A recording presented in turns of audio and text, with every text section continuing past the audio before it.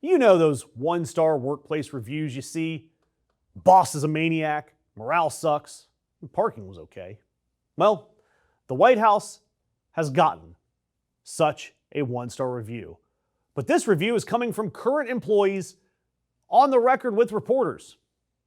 And these employees are describing daily life in the White House as, quote, total misery.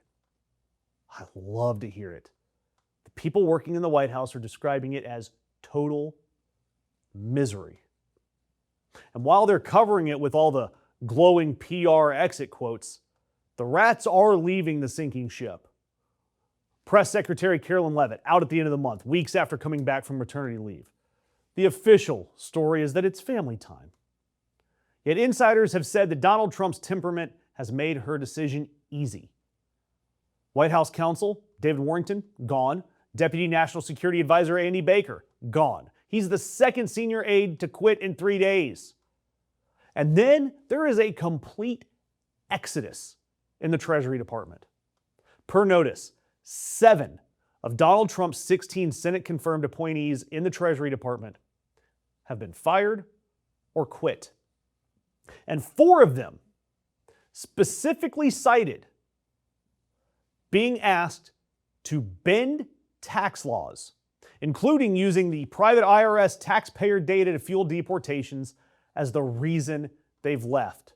And they also cited that stupid $1.776 billion slush fund. A senior IRS official has explained the exodus in one sentence.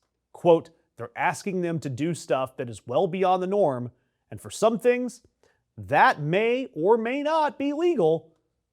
Being disbarred would be a bad thing, end quote. Yes, when your own appointees have to choose between their law license and you, and they're choosing their law license, you're not exactly the ethical one in the story.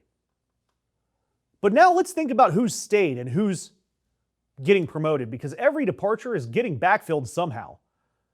But all of them are being pulled from the same shallow, swampy, American flag blue pool. You get podcast guys and TV defenders, donors' nephews. Basically, you're getting people whose only skill is loyalty. There is nobody with expertise left in the executive branch. Why? Well, it's because Donald Trump 2.0 is even worse than before. A decade more of alleged dementia. Sources are describing an 80-year-old boss who is, quote, meaner, end quote, yelling louder, for longer, blaming staff for problems that he has obviously created himself. Even his old White House lawyer, Ty Cobb, calls the change with Donald Trump palpable. And the public, us, we see it too. Reuters is showing that 61% of Americans say that he has grown increasingly erratic with age, including 30% of Republicans. What about the other 70%? It's weird. And nearly half the country, by the way, flat out disagrees that he's mentally sharp. When a third of your own party is saying that Grandpa's getting worse, well, Grandpa is getting worse.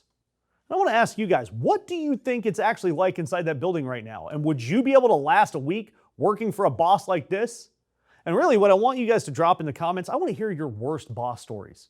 And then I want to compare that to how Donald Trump is as a boss. Tell me there's somebody out there that's worse.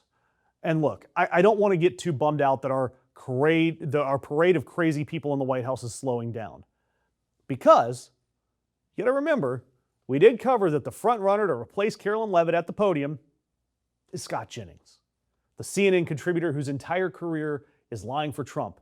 And now he may get to do the exact same job for a government salary. The pundit to podium pipeline, corporate media's finest export. And frankly, though, the people with any sense, the people who know the law, they're leaving because of what they're asked to do. The people who know Donald Trump, they know him best, and they say he's getting worse. Meanwhile, all the people that are leaving, those jobs are getting backfilled with loyalists and true believers during a war weeks before an election, and our country is nothing more than a dumpster fire. Independent media, we survive on your interactions. So if this kind of coverage matters to you, drop a like, leave a comment, share it with somebody who's telling you everything is fine. Everything here genuinely helps us out. But I want you to remember 2 words: total misery. That's what they're saying about what it's like to work for your government.